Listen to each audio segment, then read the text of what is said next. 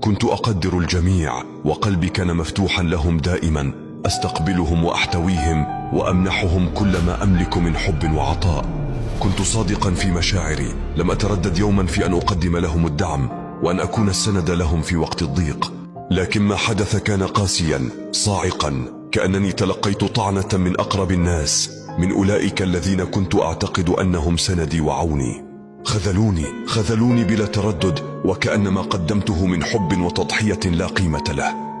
لذلك قررت أن أغير كل شيء، قررت أن أبتعد، أن أحمي نفسي من ألم الخذلان ومن قسوة القلوب التي لا تعرف الوفاء.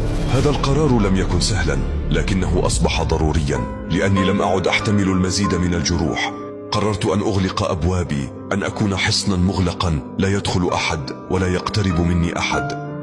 الآن لست ذلك الشخص المتسامح الذي كان يقف إلى جانب الجميع. لقد وضعت حدا وفرضت قيودا، ولن أسمح لأحد بعبور هذه الحدود مجددا.